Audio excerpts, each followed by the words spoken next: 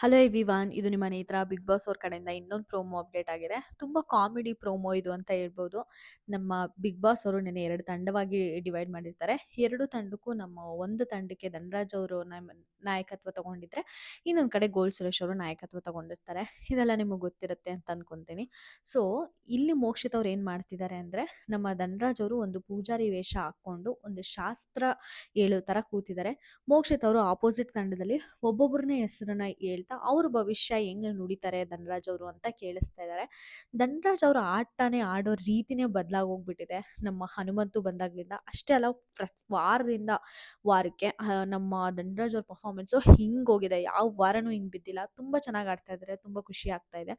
Promo ಏನು ಎತ್ತ ಅಂತ ಮಾತಾಡೋದಕ್ಕಿಂತ ಮುಂಚೆ ನನ್ನ ಚಾನಲ್ನ ಇನ್ನು ಯಾರಾದರೂ ಫಸ್ಟ್ ಟೈಮ್ ನೋಡ್ತಾ ಇದ್ರೆ ದಯವಿಟ್ಟು ಸಬ್ಸ್ಕ್ರೈಬ್ ಮಾಡ್ಕೊಳ್ಳಿ. ವಿಡಿಯೋಗೆ ಲೈಕ್ ಮಾಡೋದನ್ನ, ಕಮೆಂಟ್ ಮಾಡೋದನ್ನ ಮಾತ್ರ ಮರ್ತೋಗ್ಬೇಡಿ ಅಂತ ಹೇಳ್ತಾ, ಇನ್ನು ಡೈರೆಕ್ಟ್ ಮ್ಯಾಟ್ರಿಗೆ ಬರೋದಾದ್ರೆ, ನಮ್ಮ ಮೋಕ್ಷಿತ್ ಅವರು ಫಸ್ಟ್ ಮಂಜಣ್ಣನ ಬಗ್ಗೆ ಹೇಳ್ತಾರೆ. ಮಂಜಣ್ಣನ ಬಗ್ಗೆ ಮಾತ್ರ ಸೂಪರ್ ಆಗಿ ಹೇಳಿದ್ರು ಧನರಾಜ್ ಅವರು ಅಂತ ಅನ್ನಿಸ್ತು.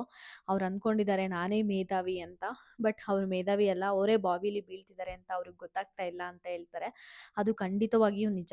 ಮಂಜಣ್ಣ ಏನಂತಾರೆ ಅಂದ್ರೆ, ಬೇರೆಯವ್ರನ್ನ ಚೆನ್ನಾಗಿ ಸ್ವಲ್ಪ ಬೇರೆಯವ್ರು ಆಡ್ತಾ ಇದ್ದಾರೆ, ಬೇರೆಯವ್ರು ಅವ್ರಿಗಿಂತ ಜಾಸ್ತಿ ಕಾಣಿಸ್ತಾ ಇದ್ದಾರೆ ಅಂದ್ರೆ ಅವ್ರಿಗೆ ಹೆಂಗಾದ್ರೂ ಮಾಡಿ ಅವ್ರನ್ನ ನೆಗೆಟಿವ್ ಮಾಡೋಣ, ಅವ್ರ ಬಗ್ಗೆ ಕೆಟ್ಟದಾಗಿ ತೋರ್ಸೋಣ ಅಂತ ಟ್ರೈ ಮಾಡ್ತಾರೆ ಮಂಜಣ್ಣ ಅವರು. ಅದು ಬಿಗ್ ಬಾಸ್ ಮನೆಗೆ ಒಳ್ಳೇದೋ ಕೆಟ್ಟದೋ ಕಂಟೆಂಟ್ ಅಂತೂ ಕೊಡ್ತಾರೆ, ಅದು ನಾನು ಒಪ್ತೀನಿ. ಮಂಜಣ್ಣ ಕಂಟೆಂಟ್ ಕೊಡ್ತಾರೆ. ಬಟ್ ಅವ್ರು ಯೋಚನೆ ಮಾಡೋ ರೀತಿ ತುಂಬ ಜನಕ್ಕೆ ಇಷ್ಟ ಆಗಲ್ಲ. ಸೊ ಅಲ್ಲಿ ಬೇರೆಯವ್ರನ್ನ ನೆಗೆಟಿವ್ ಮಾಡೋಕ್ಕೆ ಹೋದ ಮಂಜಣ್ಣನೇ ಅಲ್ಲಿ ಜಾಸ್ತಿ ನೆಗೆಟಿವ್ ಆಗಿ ಕಾಣೋದು. ಜನಗಳಿಗಾಗಲಿ, ನೋಡ್ತಿರೋ ಜನಗಳಿಗಾಗಲಿ, ಇಲ್ಲಾಂದರೆ ಮನೆ ಒಳಗಡೆ ಇರೋರಿಗಾಗಲಿ ಮಂಜಣ್ಣನ ಮೇಲೇ ಒಂದು ನೆಗೆಟಿವ್ ಇಂಪ್ರೆಷನ್ ಅಂತ ಬರೋದು. ಸೊ ಇಲ್ಲಿ ಇವ್ರು ಹೇಳಿದ್ದು ನನಗೆ ಆ ಮಾತು ತುಂಬ ಅನ್ವಯಿಸ್ತು ಅಂತ ನನಗನ್ನಿಸ್ತು. ಅವ್ರು ಅಂದ್ಕೊಂಡಿದ್ದಾರೆ ಅವರು ಸ್ಟ್ರಾಟಜಿ ಮಾಡ್ತಾ ಇದ್ದೀನಿ ಮತ್ತು ನಾನೇ ತುಂಬ ಬ್ರಿಲಿಯಂಟು ಅಂತ. ಬಟ್ ಆ ಬ್ರಿಲಿಯನ್ಸಿನ ಕರೆಕ್ಟಾಗಿ ಯೂಸ್ ಮಾಡಿದ್ರೆ ಓಕೆ, ಬಟ್ ಮಂಜನ ಕರೆಕ್ಟಾಗಿ ಯೂಸ್ ಮಾಡಲ್ಲ. ಸೊ ಅವರೇ ಬಾವಿಲಿ ಬೀಳ್ತಾ ಇದ್ದಾರೆ ಅಂತ ಹೇಳ್ತಾರೆ. ಮತ್ತು ಗ್ರೇ ಏರಿಯಾ ಅಂತ ಹೇಳ್ತಿರ್ತಂತ ಸಿಕ್ಕಾಪಟ್ಟೆ ನಗು ಬಂತು ನನಗೆ ಪ್ರೋಮೋ ನೋಡ್ತಿರ್ಬೇಕಾದ್ರೆ. ಗ್ರೇ ಏರಿಯಾ ಅಂತಿರ್ತಾರೆ. ಬಟ್ ನನಗೆ ಅವ್ರು ಗ್ರೇ ಏರಿಯಾ ಕಾಣೋದು ಯಾವಾಗ್ಲೂ ಅವ್ರ ಗಡ್ಡ ಮೀಸೆಯಲ್ಲಿ ಮಾತ್ರ. ಇನ್ನೆಲ್ಲೂ ಗ್ರೇ ಏರಿಯಾ ಕಾಣುತ್ತೆ ಅಂತ ನನಗೆ ಅನ್ನಿಸ್ತಿಲ್ಲ ಅಂತಾರೆ. ಅದು ಸಿಕ್ಕಾಪಟ್ಟೆ ಫನ್ನಿ ಆಗಿತ್ತು. ನನಗೆ ಆ ಲೈನ್ಸು ಗ್ರೇ ಏರಿಯಾ ಅಂದ್ಬಿಟ್ಟು ಗಡ್ಡ ಮೀಸೆ ಅಂದ್ರಲ್ಲ, ಅದು ನಂಗೆ ತುಂಬ ಇಷ್ಟ ಆಯಿತು. ನಿಮ್ಗೆ ಏನು ಅನ್ನಿಸ್ತು ಅವ್ರು ಹೋಲಿಕೆ ಮಾಡಿದ ರೀತಿ ಅಂತ ನನಗೆ ಕಮೆಂಟ್ ಸೆಕ್ಷನಲ್ಲಿ ತಿಳಿಸಿ. ಇನ್ನು ಅದನ್ನು ಬಿಟ್ಟರೆ ಅವರು ಸ್ಟ್ರಾಟಜಿ ಅಲ್ಲಿ ಅವ್ರು ಸ್ವಲ್ಪ ಕನ್ನಡ ಪದ ಯೂಸ್ ಮಾಡಿದ್ರು, ಅದು ನನಗೆ ಜ್ಞಾಪಕ ಬರ್ತಾಯಿಲ್ಲ. ಸೊ ಈ ಥರ ಸ್ಟ್ರಾಟಜಿ ಮಾಡ್ತೀನಿ, ಅದು ಮಾಡ್ತೀನಿ, ಇದು ಮಾಡಿದ್ದೀನಿ ಅಂತ ತುಂಬ ಅವರು ಕೊಚ್ಕೊಳ್ತಾ ಇರ್ತಾರೆ. ಬಟ್ ಯಾವಾಗಲೂ ಅದು ಅವ್ರಿಗೆ ರಿವರ್ಸೇ ಹೊಡಿತಾ ಇರುತ್ತೆ ಅಂತ ಹೇಳ್ತಾರೆ. ಅಲ್ಲಿ ಯಾವ ಪಾಯಿಂಟ್ನ ನಾವು ಲಿಂಕ್ ಮಾಡ್ಬೋದು ಅಂದರೆ, ಅವ್ರು ಭವ್ಯ ಮತ್ತು ಮಂಜಣ್ಣ ಒಂದು ಟೀಮ್ ಆಗಿ ಆಡ್ತಾ ಇರ್ತಾರೆ. ಭವ್ಯ, ಮಂಜಣ್ಣ, ಸುರೇಶ್ ಅವರು ಅಲ್ಲಿ 3 ಜನ ಟೀಮ್ ಆಡ್ತಿರ್ಬೇಕಾದ್ರೆ ಸ್ಟಾರ್ಟಿಂಗಿಂದನೂ ಭವ್ಯಗೆ ಕನ್ವಿನ್ಸ್ ಮಾಡಿರ್ತಾರೆ, ಈ ಥರ ನೀನು ಕೊಡಿಸ್ತೀನಿ ನಾನು, ನಾಮಿನೇಷನಿಂದ ಸೇವ್ ಮಾಡ್ತೀನಿ ಅಂತ. ಯಾಕಂದರೆ ನಮ್ಮ ಮಂಜಣ್ಣ ನಾಮಿನೇಷನಲ್ಲಿ ಅವ್ರವ್ರ ಟೀಮಲ್ಲಿ ಒಬ್ಬೊಬ್ಬರು ನಾಮಿನೇಟ್ ಆಗಬೇಕು ಅಂತ ಬಂದಾಗ ನಮ್ಮ ಭವ್ಯನೇ ನಾಮಿನೇಟ್ ಮಾಡಿರ್ತಾರೆ. ಯಾವುದೇ ಪಾಯಿಂಟ್ ಆಫ್ ಟೈಮಲ್ಲಿ ನನಗೆ ನಿನ್ನ ಸೇವ್ ಮಾಡೋಕ್ಕೆ ಬಂದರೆ ನಾನು ನಿನ್ನೆ ಸೇವ್ ಮಾಡ್ತೀನಿ ಅಂತ ನಂಬಿಸಿರ್ತಾರೆ. ಬಟ್ ಗೇಮೆಲ್ಲ ಆಡಿ ಗೆದ್ಕೊಟ್ಟಾದ್ಮೇಲೆ ಭವ್ಯ ಅವರು ಒಂದು ಟೀಮ್ನ ಗೇಮಿಂದ ಆಚೆ ಇಡ್ತೀನಿ ಅಂದ್ಬಿಟ್ಟು ಸೇವ್ ಮಾಡೋದನ್ನೇ ಮರ್ತೋಗ್ಬಿಟ್ಟು ಸ್ಟ್ರಾಟಜಿ ಮಾಡಿದೆ, ನನಗೆ ಅದು ಜ್ಞಾಪಕನೇ ಬರಲಿಲ್ಲ, ಅರ್ಥನೇ ಆಗಲಿಲ್ಲ ಅಂತ ಡವ್ ಹೊಡೆದಿರ್ತಾರೆ. ಬಟ್ ಅಲ್ಲಿ ಏನಪ್ಪ ಆಗುತ್ತೆ ಅಂದರೆ, ಲಾಸ್ಟಲ್ಲಿ ನಮ್ಮ ಭವ್ಯ ಅವರು ಸೇವ್ ಆಗ್ತಾರೆ. ಇನ್ನು ಉಳಿದಿರೋ ನಮ್ಮ ಮಂಜಣ್ಣ ಇವರೆಲ್ಲ ಬೇರೆಯವ್ರು ಮಿಕ್ಕಿರೋರು ಯಾರು ಇರ್ತಾರೋ ಅಂದರೆ, ಭವ್ಯವ್ರು ಏನು ಮಾಡ್ತಾರೆ, ಮಂಜಣ್ಣಂದಕ್ಕೆ ಹ್ಞೂ ಅಂತಾರೆ.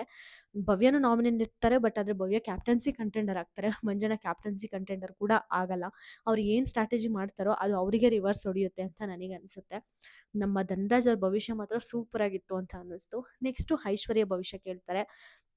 ಐಶ್ವರ್ಯ ಭವಿಷ್ಯ ಮಾತ್ರ ಸೀರಿಯಸ್ಲಿ 100ಗೆ 100% ಆಚೆ ಏನಾಗ್ತಿದೆಯೋ ಅದನ್ನೇ ಹೇಳಿದ್ರೆ ಗುರು ಅಂತ ಅನ್ನಿಸ್ತು. ಅವ್ರು ಏನು ಹೇಳ್ತಾರೆ ಅಂದರೆ, ಮನೆ ಮಗಳು ಅಂತ ಅಂದರು, ಮತ್ತು ಗೊಂಬೆ ಕಳಿಸ್ಕೊಟ್ರು ಇಷ್ಟಪಟ್ಟಿದ್ದ ಜನನೇ.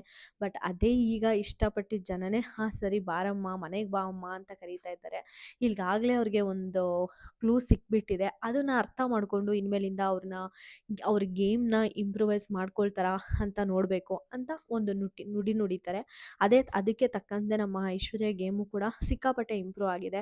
ನಿನ್ನೆ ಅವರು ಮಾಡಿದ ಸ್ಪೀಚ್ ಆಗಿರ್ಬೋದು, ಇವತ್ತು ಅವ್ರು ತಿಂತಿರೋ ಹಾಗಲಕಾಯಿ ಆಗಿರ್ಬೋದು, ಇವೆರಡೇ ಸಾಕ್ಷಿ. ಆ್ಯಕ್ಚುಲಿ ಅವರು ಅದನ್ನು ಕಂಪ್ಲೀಟ್ ಮಾಡ್ತಾರೋ ಇಲ್ವೋ, ಅಟ್ಲೀಸ್ಟ್ ನಾನು ಟೇಕಪ್ ಮಾಡ್ತೀನಿ ಅಂತ ಆ ಚಾಲೆಂಜ್ನ ಗಿವ್ ಅಪ್ ಮಾಡ್ದೇನೆ ಆ ಚಾಲೆಂಜ್ನ ಮಾಡೋಕೆ ಒಪ್ಕೊಂಡಿದ್ದಾರಲ್ಲ, ಅಲ್ಲೇ ಗೊತ್ತಾಗುತ್ತೆ ಆಕೆನ ನಿನ್ನ ಗೇಮ್ ಮಾಡಬೇಕು ಅಂತ ಡಿಸೈಡ್ ಆಗಿದ್ದಾರೆ ಅಂತ. ಒಂಥರ ಫೈರ್ ಅಂತೂ ಹಚ್ಚೋ ಪ್ರಯತ್ನ ಬಿಗ್ ಬಾಸ್ ಟೀಮ್ ಅವರು ಮಾಡಿದ್ದಾರೆ ಐಶ್ವರ್ಯಗೆ. ಅದರಲ್ಲಿ ಸಕ್ಸಸ್ಫುಲ್ ಕೂಡ ಆಗಿದ್ದಾರೆ ಅಂತ ಹೇಳ್ಬೋದು.